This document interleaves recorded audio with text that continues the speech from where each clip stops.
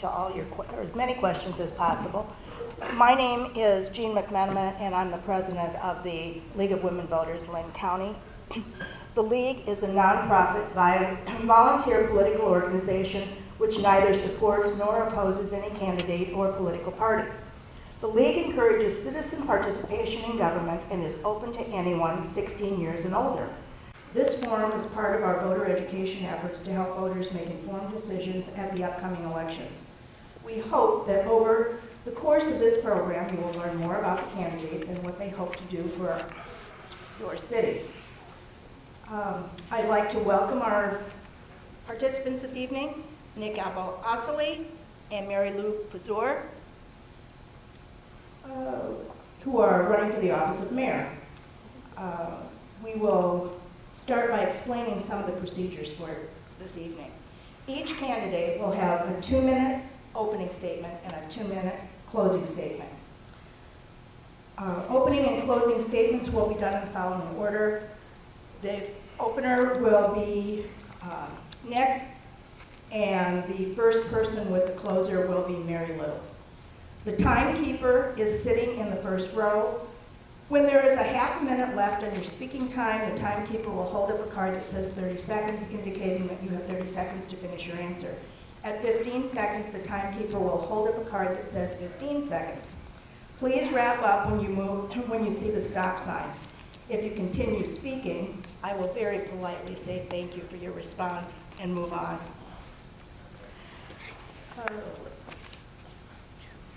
This forum, candidates will confine their statements and responses to relevant issues and refrain from personal attacks.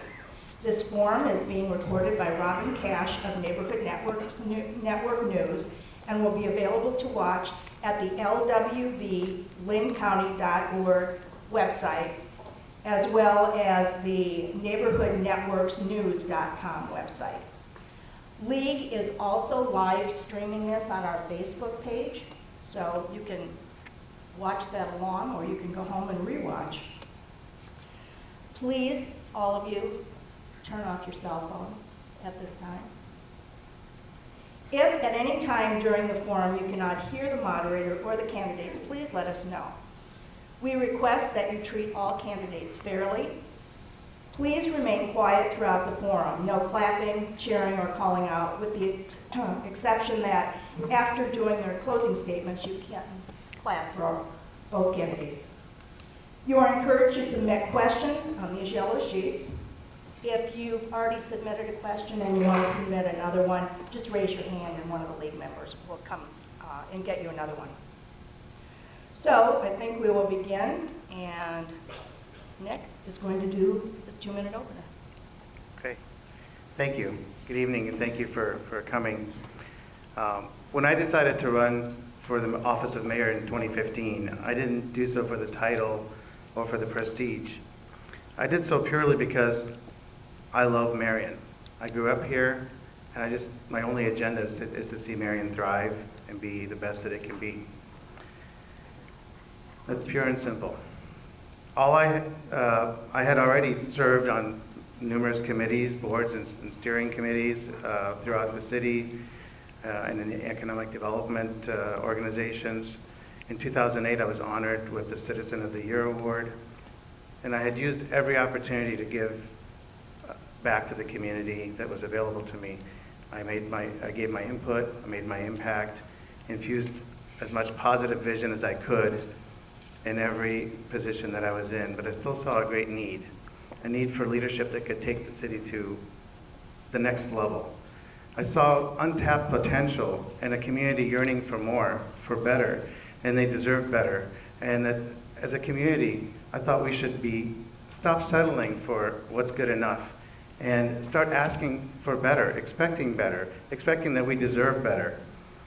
Being active in the region, I saw Marion sidelined and dismissed in the region, and I truly believed that Marion had the potential to be the jewel of our area. 4 years later, I think the record speaks for itself.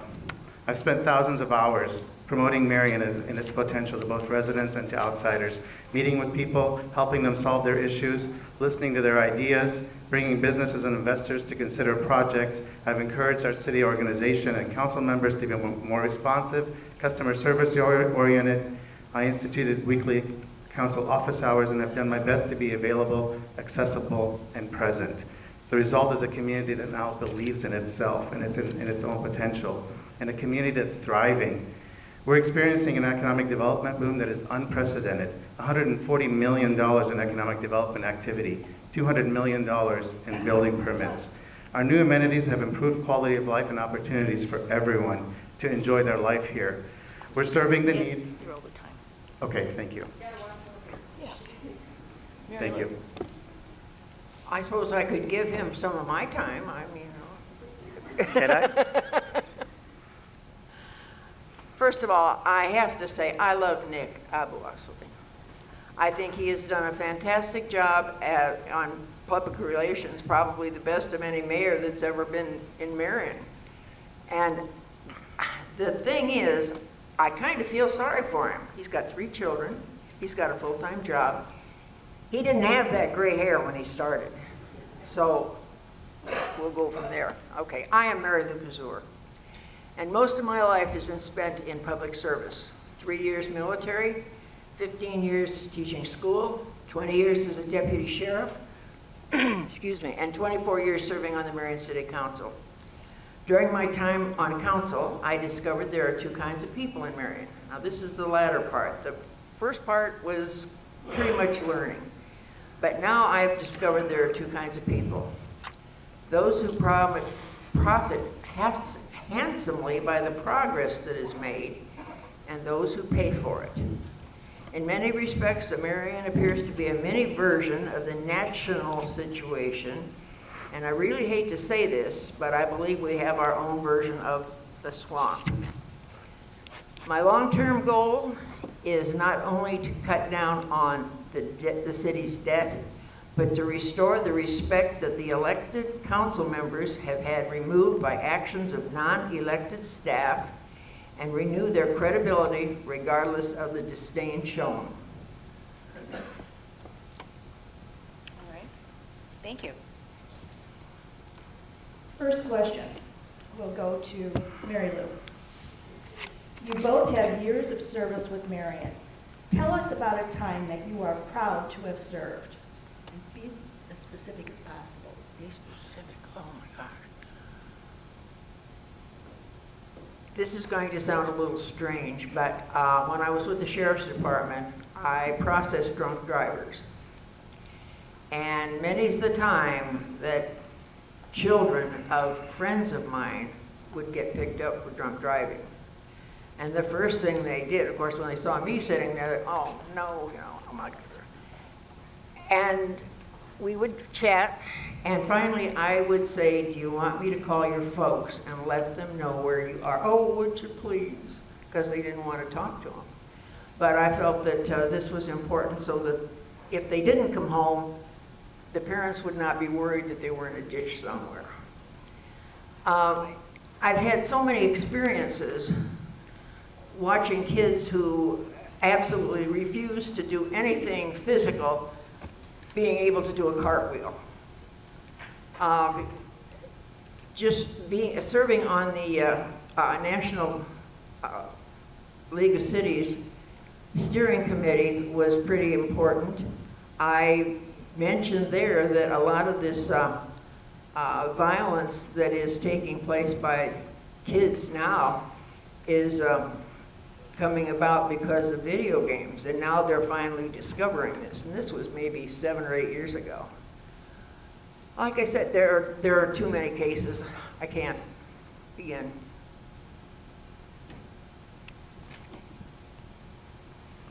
I'm proud of all my years of service, all the way back to high school, even junior high school.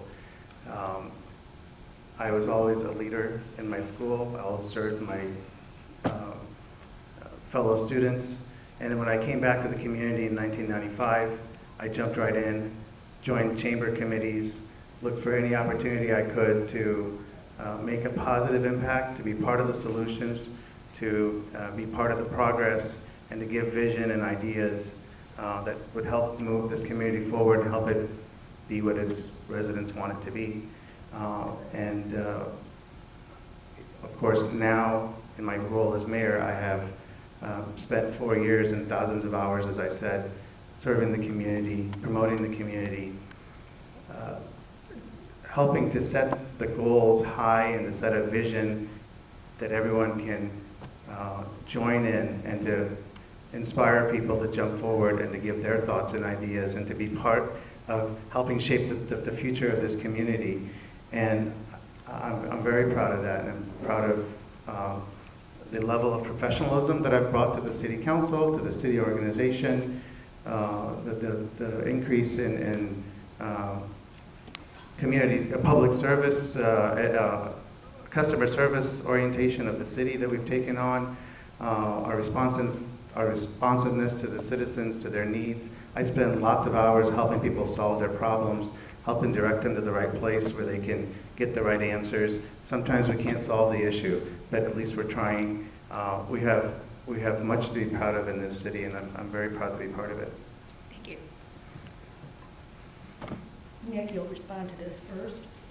Explain your leadership style and how that will make your job as mayor more effective and efficient working with city council. I'm an optimist by nature. That's just the way I am. I always look for the good in people. I look for the positive in everything. I know that I'm not naive, and I know that things, there are issues and there are things to work on, but I choose to focus on the positive and work on the things that need to be improved and worked on. I'm a collaborator. I bring people together. I think that's really proven by the fact, and I'm very proud of this fact, both of my opponents from the last election, both of them who ran against me for mayor in a divisive election, are endorsing me. All 6 city council members are endorsing me. That doesn't come easily, and people see that I have helped this community. I've given a lot of time and effort and energy to this job, to making Marion the best that it can possibly be, and that's just my style. I lead by example. I am out front, and I'm there working with everyone, not just expecting everyone else to do the work. And I set the example. I set the standards high, and I work alongside everyone to help follow that vision and to achieve the goals that we've set for ourselves as a city. Thank you. Same question, Marion. Okay, my leadership style, I would say probably is do as I say and do. I don't expect people to be contrary to my way of thinking. Oftentimes things can be worked out and concessions can be made. It's hard to determine a leadership, especially when you're dealing with 6 other people who all have the same vote that you have and have heard all the same material that you have. And I guess maybe this is one of the sticking points that I've heard is, as far as Nick is concerned, are the times that he has to abstain because of the possibility of power, well, I can't think of the word I want. Help me out. Anyway, I can't determine what kind of a leadership thing I've had. I was a leader as an officer in the Navy. I was a sergeant on the Sheriff's Department. I've been in leadership statuses. So I just would continue what I've done all my life. Thank you. Is there an opportunity for rebuttal? Since something was pointed out about me. Well, not at this time when you're closed. This question will go to Mary Lou first. You both have backgrounds as elected officials. Can you speak about how you have supported the Marion business community?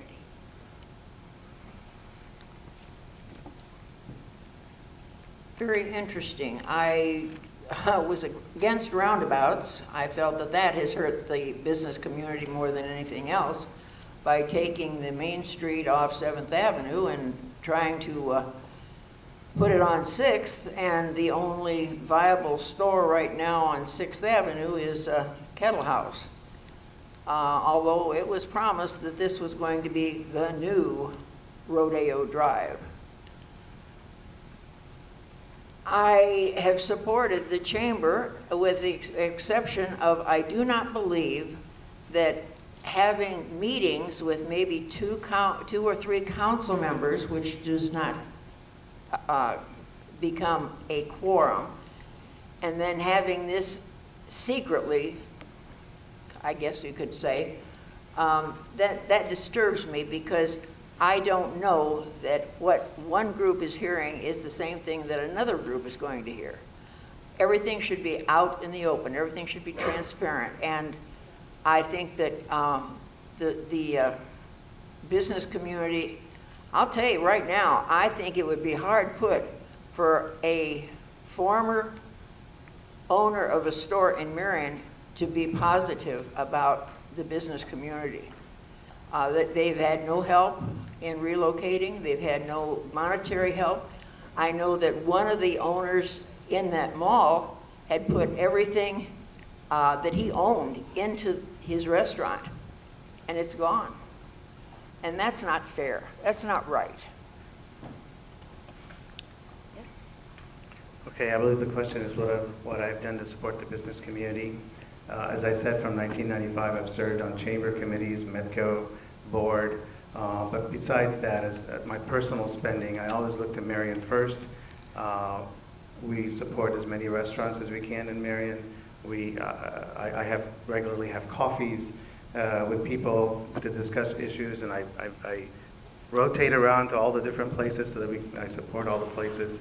I try as much as I can, and my family does, to spend our money in Marion and support the businesses. Beyond that, I spend almost every day trying to improve the business climate here, trying to work on making this a place where businesses can thrive. And as far as what Ms. Pazour commented on, there's always more than one side to every story, and there are lots of aspects that created the conditions that she's talking about.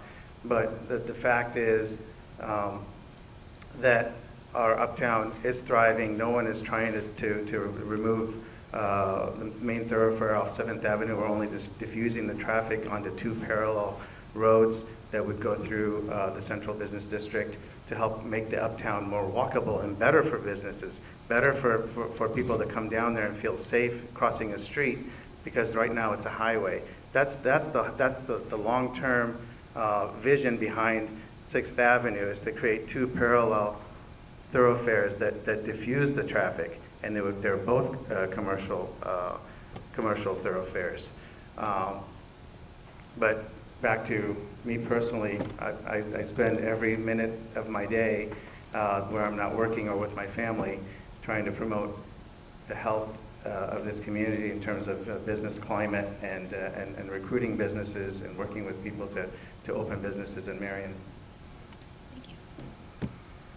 This will be Nick. First, carrying on with the business theme, how strong is your circle of influence?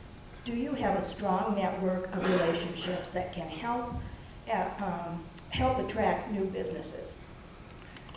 I do, and I believe that has been part of the success of Marion. I'm not claiming sole responsibility for it, but it certainly has been a big help. I mentioned in my opening remarks that I felt Marion was overlooked in the region previously. I think that my 20-plus years of working in Cedar Rapids, working in the corridor, my connections, and my being plugged into the region as a whole, and to all the business leaders in the region, has given Marion greater visibility. It has given Marion greater respect. And when people have respect for the leadership of the city, then they are more inclined to look for opportunities to invest their money in the city. And I believe that through my business connections, through my just through my job, I meet a lot of people. I know a lot of the leaders in the region. And it certainly makes it easier to sit down with them and to ask them to take a look at a project or to consider making an investment in Marion, or to give Marion a chance when they're looking at a project. Thank you. Thank you. Same question, Mary Lou? I can't say that I have a great deal of business connections. I kind of have listened to individuals who have had problems and tried to solve those as they came along. I have not been on council for 2 years. I suspect that things have changed drastically in many respects. There used to be a full contingent of stores on 7th Avenue, and people are the type that they look at something and think, oh, I'll go back and look at that and maybe I'll buy. But there aren't any of those types of stores anymore. No, I do not have business connections per se, not like Nick. Next question, Mary Lou, you'll be the first. Do you support local efforts and recreational opportunities within and along Indian Creek? Indian Creek is, if you've seen pictures of the old Indian Creek, it was a placid, wonderful, canoeable area. And there was a dam there, and which made a difference too. As it proceeded towards Cedar Rapids, it has gone through what is now Falks Woods, which was donated by Mary and Mary L. Smith. I don't look forward to having anything wild. Everything wild is being destroyed, and people are complaining because they've got woodchucks in their yard, there's deer in the yards, there's all these problems. Well, you take away the areas that they can live, you're going to have them. But I don't see using Indian Creek as a recreational. I think it's, well, there was that boy that was drowned in the flood that he got caught under the roadway. And Indian Creek is, it's got a mind of its own. Several years ago, I had the opportunity to go down Indian Creek in a canoe. And I remember playing in the creek when I was growing up. But like I said, several years ago, I canoed down it. And it was the most beautiful view of Marion that I saw. It was just such an exciting thing to do. And we live in a time where we're trying to retain our young people. We're trying to give people reasons to want to stay here. And quality of life is huge. We have a shortage of talent in this region and in our state. We have more people that leave the state than come into the state. And quality of life matters. Young people coming out of school these days, they choose where they want to live, and then they look for a job. It's not like when I graduated where I followed my job. So we have to think about, from an economic development standpoint, to keep our region thriving, we have to think about how to maintain the talent pool. And part of that is things to do. People want to have things to do, and people are more into the outdoors. They want to have activities and things that interest them. Ever since I canoed down Indian Creek, I've thought we can't only look at this creek as a liability for this community and as a body of water that floods every once in a while. We have to start looking at it as an asset, as an amenity, as a thing that we can use for recreation. And we do have a committee through the Imagine Next process that has formed, and it's being led by one of our council members, and they are looking at those options of how to make the creek an amenity that we can all enjoy and benefit from. Thank you. Next question you'll do first. Okay. I'm going to combine a couple here. What critical role do you believe the library plays in Marion? And do you support library expansion in Marion? Easy question. Some people think that libraries are going out and that we don't have no need for the libraries anymore. I think a lot of those people respectfully don't visit the library.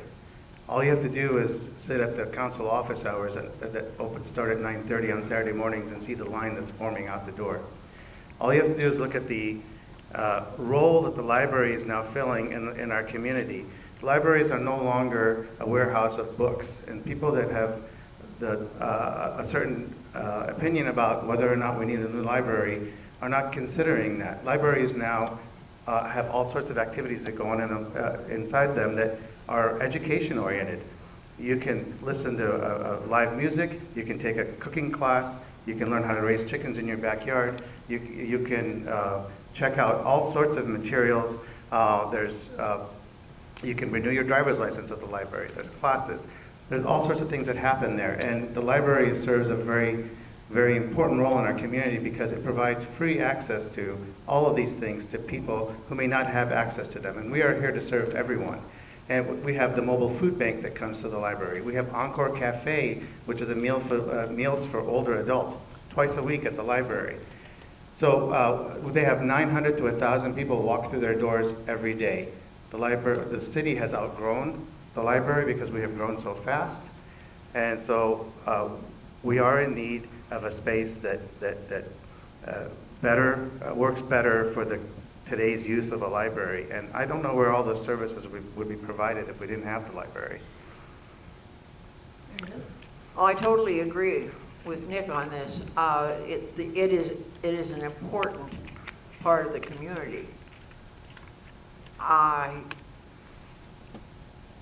think the expansion, which was promised when the question of the why first came up at the new building, that there would be a portion of that dedicated to a northern branch of the library, which, as I understand now, is non-existent.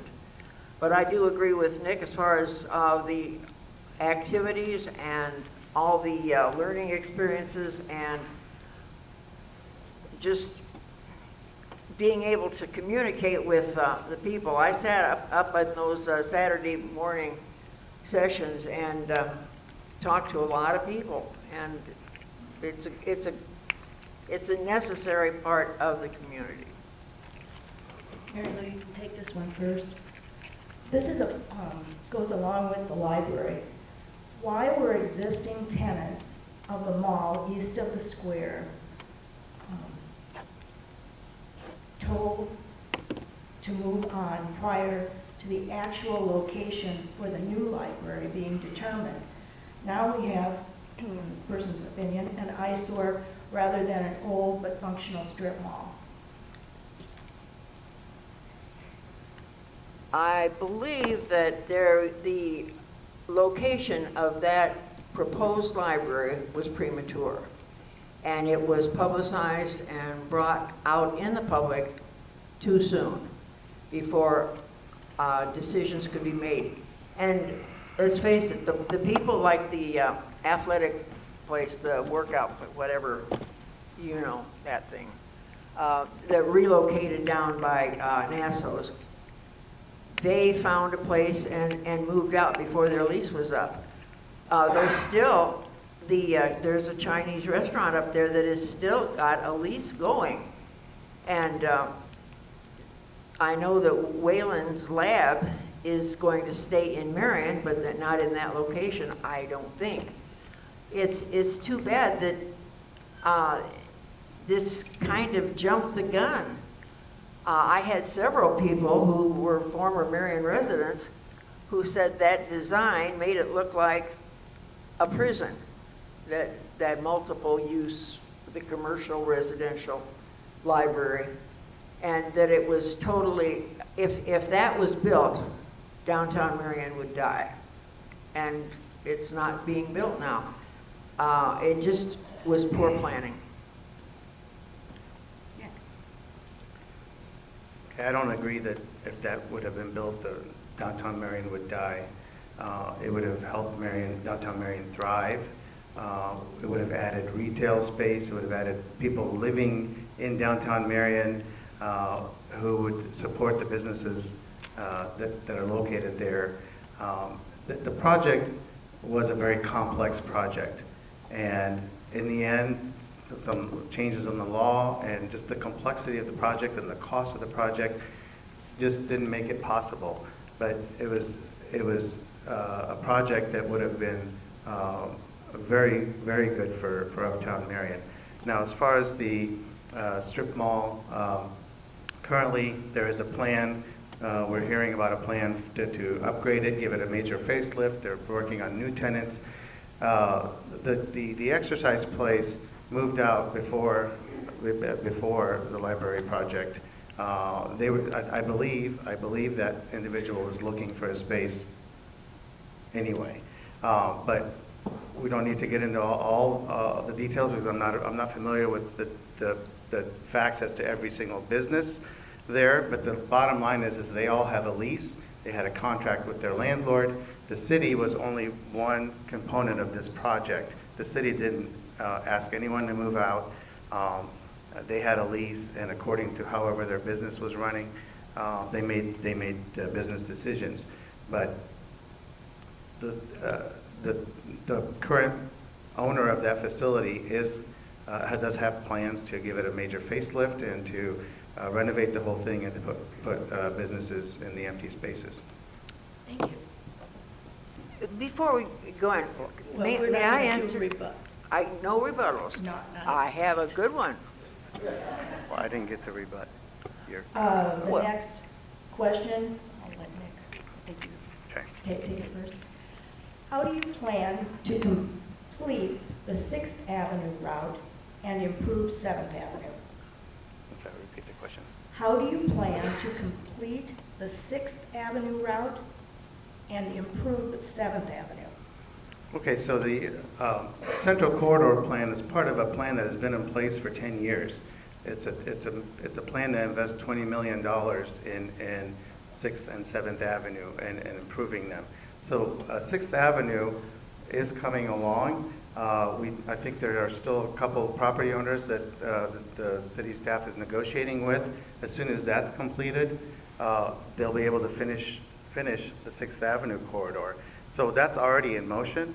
7th Avenue, as soon as 6th Avenue is completed, 7th Avenue will be rebuilt.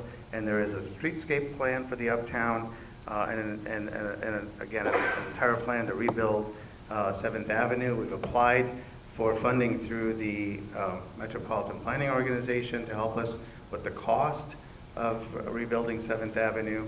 So those plans are in place and they're in progress. The approach to the East End roundabout was begun before all of the land had been obtained by the city. And this is what they're going through now, is trying to obtain the properties that had not been gotten before the building started. Closing part of 7th Avenue and rerouting that and selling off 26th Street really just aided a developer and gave him more property to build on and be able to have a more land and be available to whatever he's going to build, which hasn't been built on yet. The one thing that bothers me about the 6th Avenue route is this low-income housing unit of 52 areas, 52 apartments, that is being on 6th Avenue.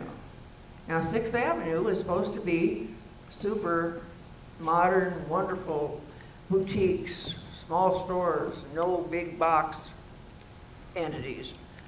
And now this low-income residences are going to be there. And as I understand, the land that has been obtained is still short for the number of parking places they have to have. It's once again, it's poor planning, that's all, and they don't look ahead to what it's going to happen. Next question. Mary Lou, you'll go first. Why is the Marion Airport not expanding as planned? The writer seems to think that airport commissioners aren't being allowed to do their job. When the idea of the airport being purchased from Jan Walton, who had lost her husband and her father, was first approached to the city, there were promises made that Limo Links was going to have their home office there. Rockwell Collins was going to build a space museum there. And this sounded really great. What happened? Nothing. As far as the airport's concerned, right now, in the 70s, when they tried to sell it to the city then, the FAA came in and said you can't do it because the approach and the runway back and forth is over residential and you can't do that. Well, it was right now the path is going over trails, and this idea about using asphalt as far as the runway is concerned, it just seems a little ridiculous because it just doesn't last. I think after the fiasco about not putting a space museum, et cetera, there, I really didn't have any, and they had an airport commission, so I was not involved with any of that. So I can't really address it. Can you repeat the question? Sure. Okay, why are the airport commissioners not allowed to do their jobs? Why are we not expanding as planned? Okay, so first of all, Limo Link is still in Marion. They've relocated to another spot in Marion. If they wanted to use the airport, it's certainly there for them to use. I don't recall in my 7 years on council anyone making a promise about a museum. It was brought up as an idea by one council member as a thought that would be nice. I don't remember that ever was anything that had any backing or any any action taken on it. As far as the decisions about the airport, those are made by the council, and it's the council's job to make those decisions on the airport layout plan and the long-term vision of the airport. So I think people could study the council's meetings and learn about their reasoning for the direction that they're taking. Thank you. Next question, Nick, you'll take it first. What would you do to help Marion become more welcoming to African Americans and other minorities?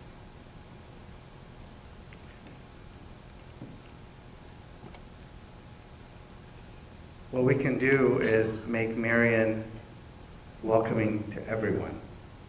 When we make Marion attractive to all people and welcoming to all people, that includes all people, African Americans and minorities.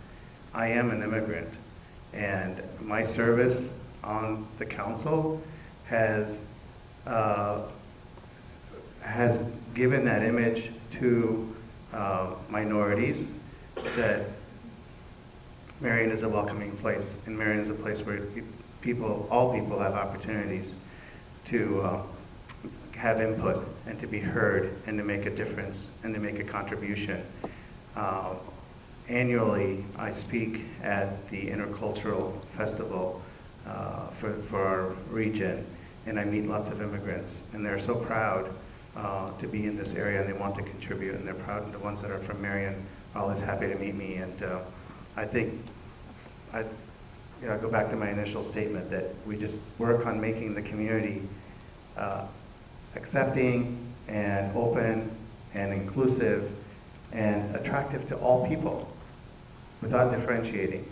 Then we naturally include African Americans and minorities and any group possible. When I grew up in Marion, there was one black family, or African American, or however you wish to refer. One family, and that was for years.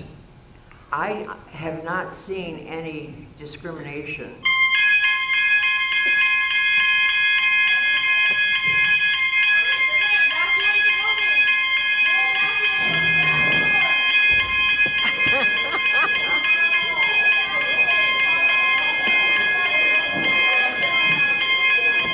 What do we got? Mary Lou, do you need some help? No, I've got your purse. With question 11, and Mary Lou, you'll go first on this one. Are you willing to sign the city's ethics policy? I signed the last one under complete total objections. If I'm elected this time, it will be the 12th time I take an oath of office, which supports the Constitution, the local laws, the state laws, the national laws. I don't think it's necessary. I think it's a ploy just to have more control over the council as such. That's it. I think it's an interesting statement that we even have to ask people if they're willing to sign an ethics policy. Of course I would sign it. Next question here. The mayor and council deal with a lot of confidential information related to personnel, litigation, prospective land deals, etc. How can you ensure sensitive information doesn't get out prematurely, and what should happen to anyone entrusted with the information if it's leaked? We do deal with a lot of confidential information, especially when it comes to personnel matters. The city is, besides being a public entity, a city organization, is also an employer of 230 people. It is a large employer, and like all employers, we have laws to abide by when it comes to personnel matters, and aside from personnel matters, there are all sorts of issues that require confidentiality, and especially when it's required by law. And so it should be expected that every council member would adhere to those rules and to keep what needs to be confidential, keep it confidential. And as far as what should happen to people who break that, I don't know, that would be a decision for the council, but certainly that the person should be censured. Thank you. Thank you. Mary Lou? I think it's a question of trust. You say because of personnel matters, because of land purchase, whatever, that you're trusting your council to, in fact, uphold the request and and it is a law, isn't it, as far as the personnel thing is concerned. So I just think it's a question of trust. And council people are responsible adults. They don't go around whispering to their friends about all this stuff going on. It's trust. It's maturity.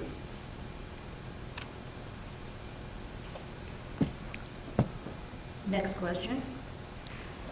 Can you talk about possible conflicts of interest and how you would manage them? Well, being retired, I don't have any conflicts of interest. and I don't anticipate any conflicts of interest unless I found somebody who was very wealthy and owned a lot of property in Marion. That might be a conflict, but that possibility is like zero. My turn? Nick? I also don't have conflicts of interest. I have potential conflicts, and I avoid them. I take care of them. I happen to work in a law firm. Sometimes matters come before the council that involve people that my law firm represents. I'm not involved in the matters. It may be something completely unrelated to what we work with them on. But I take all precautions to avoid even the appearance of a conflict. And I don't participate in the matter. But sometimes I have to go back to being criticized for that. And it's, again, an interesting statement when a politician is being criticized for being too ethical. I would rather be ethical than to be, if I was voting on things that give an appearance of a conflict, there would be people screaming about my conflict of interest. And on that note, my abstentions on various matters, the great majority of them are on routine things like bill payments and things that are on the consent agenda that are not even controversial. And they're repeated payments on contracts that have already been approved. And not once, in 7 years on the council, not one abstention has affected the outcome of a vote. So there are 7 of us on the council. I'm only one of 7 people. My vote doesn't have any more weight than anyone else. And I would just add that the greater level of professionalism, the benefit that I've added to the city, the tireless work that I invest on behalf of the city far outweighs those abstentions. And I have a great record on many things, such as moving the houses and the historic houses and other things. Thank you. Next question, Nick? Do you believe Marion has enough affordable housing? We don't, because we did a housing study, and we thought we were going to find out that we didn't have enough market rate housing, but the study showed that we don't have enough market rate housing, but also we don't have enough affordable housing.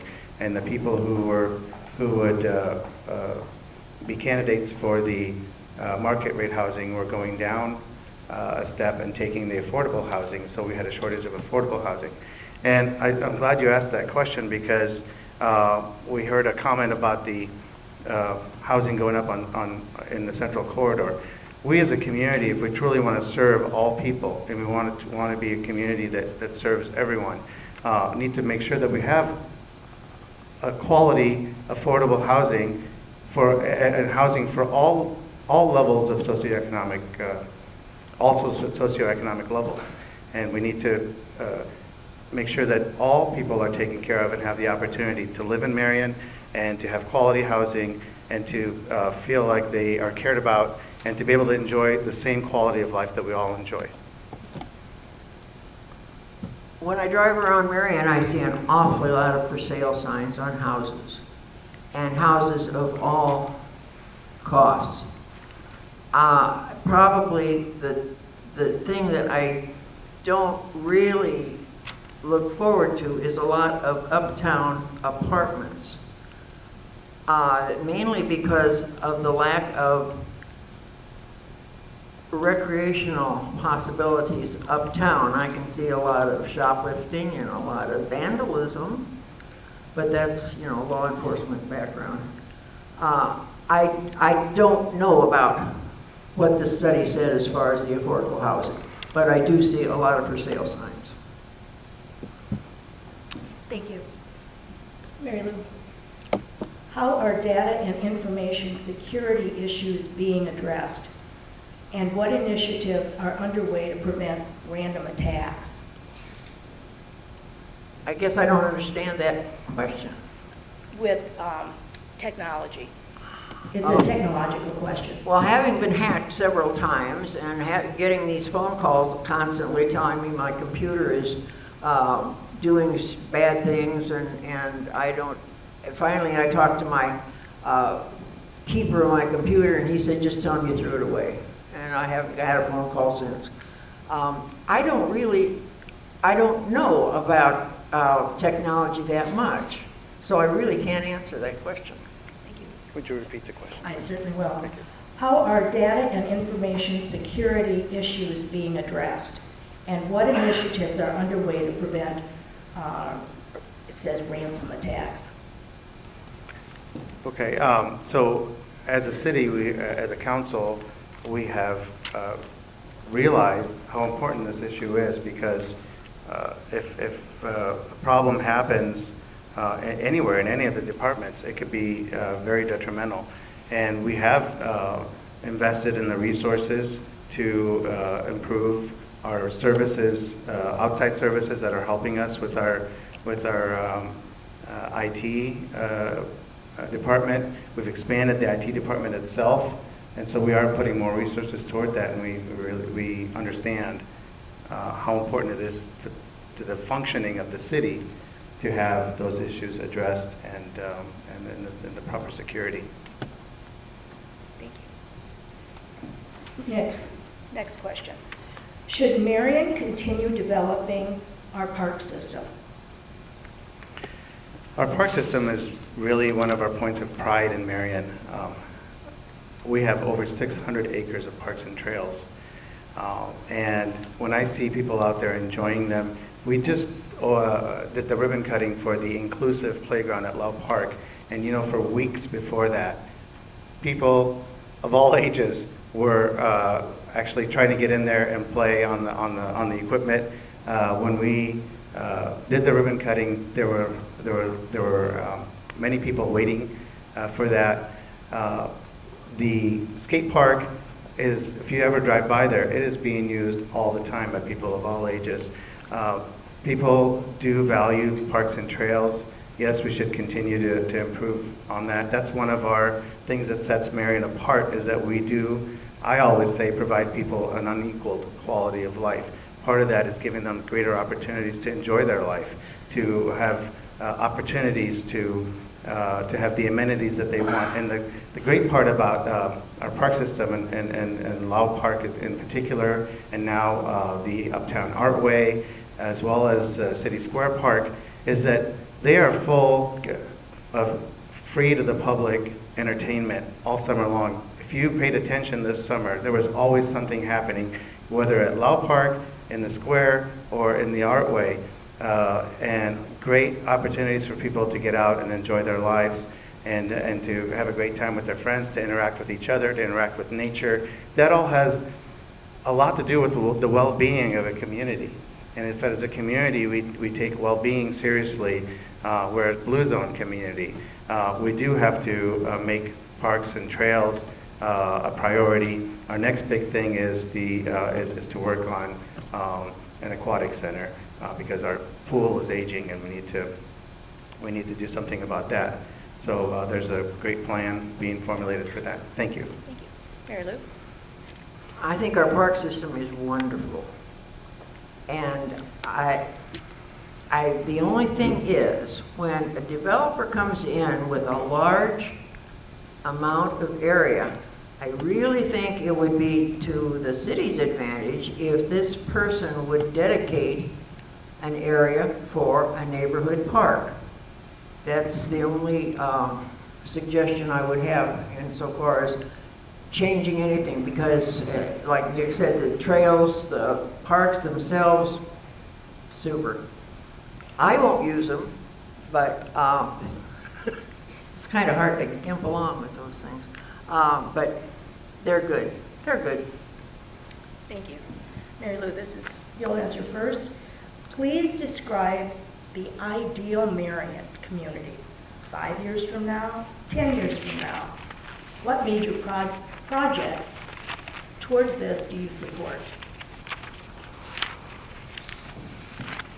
Well, in some respects, I think Marion has grown too fast in too short a time. it didn't have time to assimilate. There's things like bullying going on, and the need for uptown businesses for men and for women both, as far as clothing is concerned. I don't believe I'll ever go to Joy's and get into a size 4. I don't think I was a size 4 when I was born, but you know, that's. 5 years from now, I don't know. 10 years, 20, I don't know. I can't predict. I'm sorry. My vision for Marion is that it would be a thriving, growing community that is open, inclusive, welcoming to all people, and where all people feel like they're cared for. Everybody has the opportunity to enjoy a quality of life that is, like I say, unequaled. That everyone has the opportunity to achieve their own goals, whatever they may be for themselves and for their families. And to me, that's my vision of Marion. I think we're on the right track. I think we're doing great things. The thing with the retail in Uptown, retail has become difficult. Malls across the country are closing. So retail is a difficult thing, and we are doing very well. If you just get off of 7th Avenue and go to the 11th Street side and see the businesses that are thriving there, if you wait a little while and wait till the mall is repopulated with tenants, but the retail that comes in has to provide an experience for people, a special experience, because people are shopping online. So it's a very difficult thing, but we are doing very well in transforming the Uptown into a cultural and entertainment center where you can actually do a night out in Uptown Marion now. You can go out to eat, you can go to live theater, you can go listen to live music, you can go to a pub and get a drink, there you can shop. There are thriving shops in there, you can get a coffee. So Uptown Marion is doing very well. It has a ways to go. $20 million has been invested in Uptown in the buildings since 2014. That's not an insignificant number, but things take a while, and there are the challenges that the whole world is facing with retail. Thank you. Thank you. Next question. The mayor is often the face and the voice of Marion. How will you use that voice to inspire and lead the city? I think my record over the last 4 years speaks to that very well. I have used my position to be the face of Marion, not only in Marion, but in the region. I have, through my positivity, through my promotion of Marion, my leadership, my positive attitude, my asking everyone to reach higher and to do better and to give us their best, it has inspired people to get involved. We have people coming forward from all corners of the community saying, I want to be part of this, I want to be involved, how can I make a difference? We have people volunteering for committees. Every time we have an opening on a city commission or board, we have multiple applicants. People are happy. The mood of the city it has changed, and people are proud to be from Marion. They always were proud to be from Marion, but more than ever, they're proud to be from Marion, they're proud to live here, and they're proud to tell their friends about it. And I knocked on doors a couple weekends ago, and an entire new neighborhood had relocated here. Everyone was from Cedar Rapids, relocated here. And then another neighborhood, almost everyone was from Johnson County, from other parts of Iowa, from other parts of the country. People are moving here not because that this is not a great city. People are proud of Marion. They're proud of, they want to be part of what's going on here. They love the quality of life here. They love the direction of the city. Sure, we have issues, like all cities, but our issues are issues dealing with growth and how to manage that so it doesn't become a negative for us. I have used my position as mayor to help Marion to thrive and put its best foot forward. I've used every connection I have. I travel throughout the state talking with business owners and developers to try to get them to come to Marion. Thank you. Mary Lou? Would you repeat the question, please? I will. The mayor is often the face and the voice of Marion. How will you use that voice to inspire and lead the city? Oh, I said when I first started, my opening statement was that Nick has been probably the best PR person that has ever been a mayor. And I envy that because he does a fine job. If I could emulate what he has done and follow his example, I certainly would. Thank you. Next question. What is your, and Mary Lou, you'll go first. What is your position regarding the future development of the Marion Airport runways? Well, the airport, I pretty much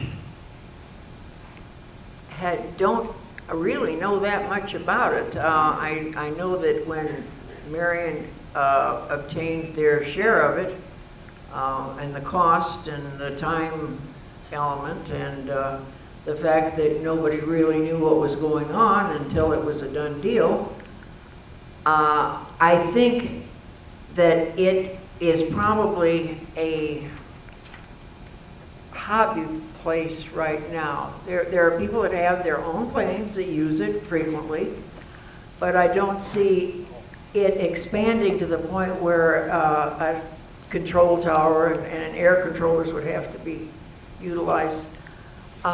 Cedar Rapids is too close. It only takes 20 minutes to get to the Cedar Rapids Airport. And that, I don't think it justifies the great amount of expense that would be put into it.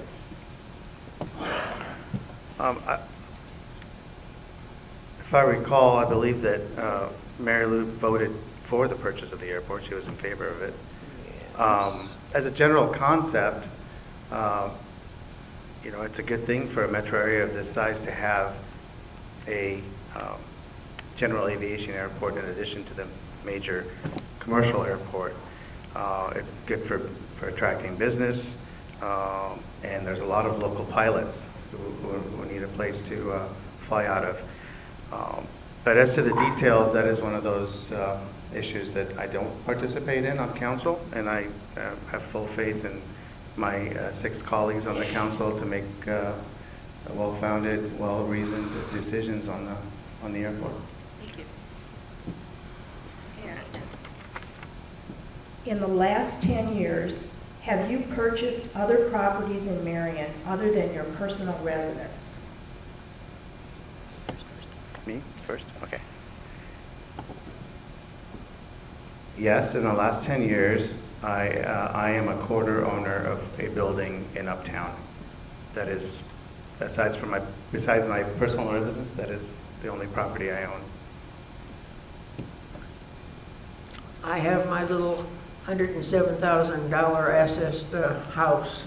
It's 125 years old. That's it. Thank you.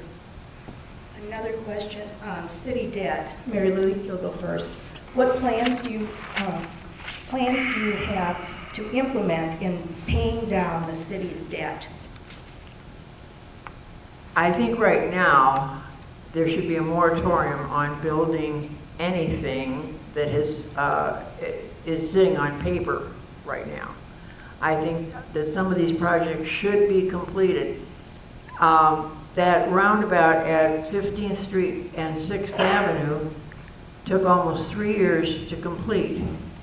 Now that's ridiculous. That put a lot of people out of control insofar as the main street to the high school and to Starry and to basically the junior high, the middle school.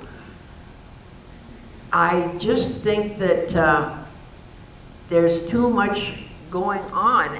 Like I said before, it's too much too soon. And I would like to see some of these projects completed before new ones get started. So there's a lot going on because we're a growing city. There's a lot going on because a growing city has growing needs. And we have the capability to handle them. We are managing them very well. I believe the question was about debt and how we would control Plans Or- to implement in buying down the city's debt. buying down the city's debt.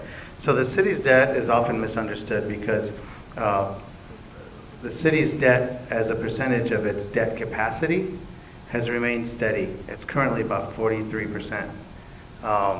We have the ability to borrow up to $144 million. We're currently at 43% of that, and our debt capacity, our debt limit increases as the city grows and as we add value to our total valuation.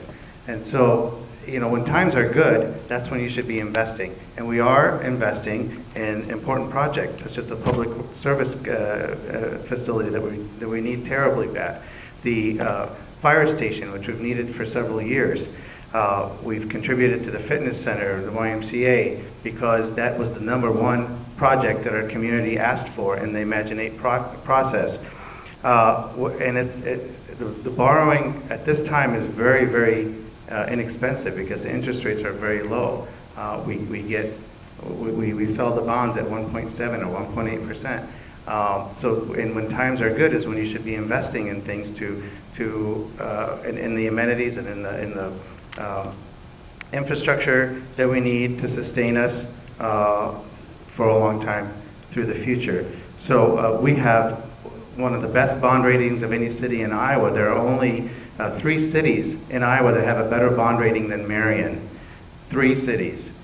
And so we have a very great standing financially, and our debt is not an issue. And we do pay down every year about what we borrow. We pay about $5 million a year in debt. Thank you. Nick, please talk about your recent experiences as a volunteer. My recent experiences as a volunteer. Well, I guess you could consider there is a stipend that comes with the mayor's job, but I guess it's the majority of my time is volunteer time, and I'm happily doing it. I love Marion. I feel like that it's exactly what I should be doing. I really appreciate and I'm grateful for the opportunity I've been given to serve and to make an impact, and I'm using that to my full capacity. But my last 4 years has been a volunteer job essentially, and like I said, I'm loving it and I appreciate it. I also am the choir director at my church. I am the main chanter at my church. I volunteer with Marion Cares. I volunteer every opportunity that I get. Thank you. Thank you. Mary Lou, same question. Choir? I didn't know you could sing. Choir director. Oh, wow. I have, in the past several years, I have been trying to downsize the house that I moved into, which is where I grew up, because of my mother's passing, who, she was a bit of a pack rat, and going through boxes and boxes and boxes has been pretty much what has consumed my time. So I have done very little volunteering at this time. Thank you. Well, we're coming to the end of the evening, and I think one of the questions that came up is going to lead into closing. And Mary Lou, you're going to do the first closer this evening. I'm ready. And I'm sure in your closer you've addressed this. Why are you running for mayor? That's really a kind of an interesting question, because I did not plan to do this. I received a phone call from a friend who gets the Marion Times and the Cedar Rapids Gazette and is very aware of what is going on in Marion. And he said, there's problems there. He said, the debt is too high because it's at around 60 million right now. And this is a person who deals in money, big amounts of money. He said, you're still on the council. I said, no. I said, I retired for the second time. And he said, well, you've got to get back on. Well, I thought about running against Will Brandt, but I thought, well, no, I won't do that to Will. Because third ward is where I started. But, and I certainly would not buck Paul Draper, who is an old friend. I mean, old, aged, and long time. So that left only one position, and that was mayor. And there was a Pazour 80 years ago who was a mayor of Marion, my Uncle John, who, by the way, his picture is by Country Kitchen with my father and mine as far as the military banners are concerned. So if you drive by, give a salute. And Nick, Question. why do you want to be running for mayor? Okay, so that's a great question because when I was thinking about running for mayor, again for a second term and asking the voters to give me another 4 years to serve, and when I heard that I had an opponent, I really thought hard about that question. Why am I serving? Do I really need this? Do I really want all the responsibility and the issues and headaches that come with it? But there's also a lot of satisfaction with it. A lot of satisfaction with seeing the community thrive. And there are opinions and there are facts. And the fact is that Marion is thriving more than it has ever before. The fact is that Marion is doing very well. We've become the envy of the region.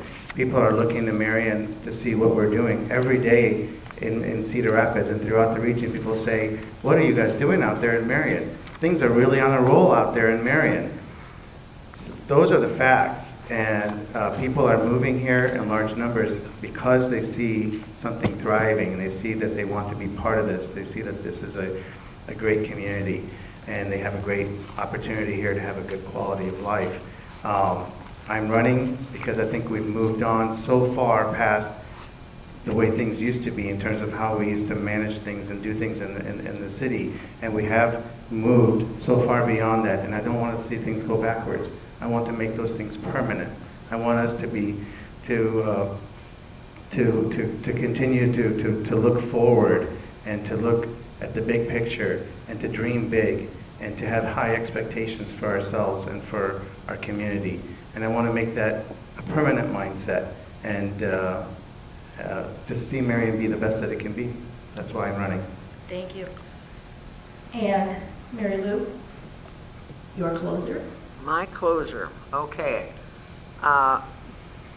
First of all, what I want to read to you is the mission statement of the City of Marion. The City Council is the governing body of the city. The city manager is its agent carrying out the policies established by council and ensuring that all departments operate efficiently and economically. Just remember that. I do have to say that about a week ago, 2 weeks ago, I encountered Nick at the police chief meet and greet type thing, and we shook on it and decided that we would be kind to each other, and he has definitely fulfilled that. Nick is a good man. Thank you.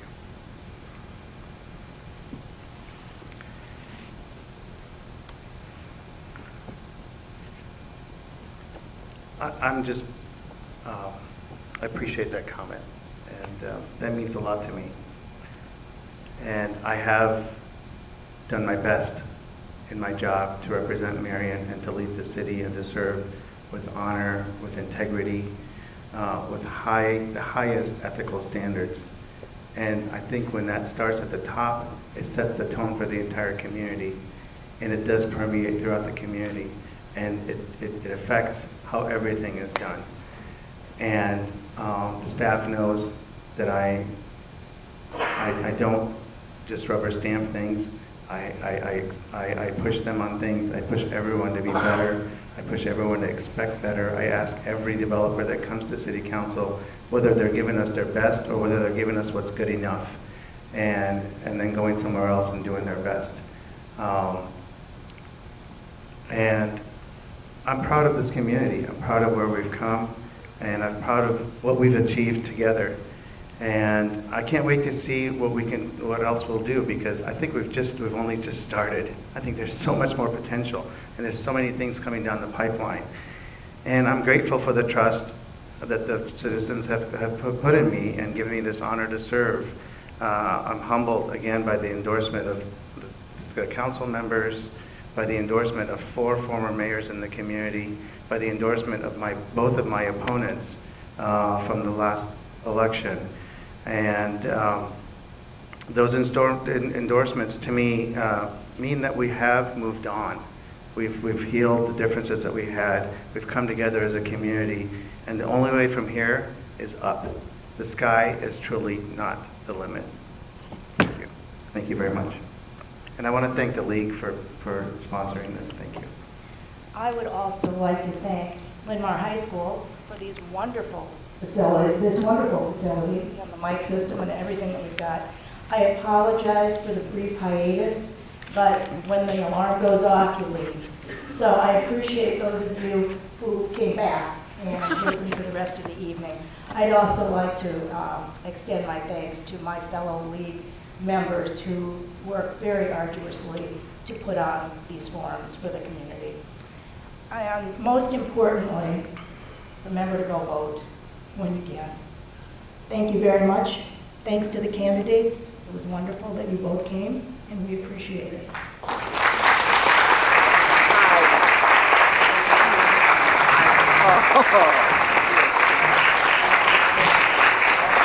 I didn't know on the return from this hiatus that there was an alternative. What? I didn't know there was an alternative. Well,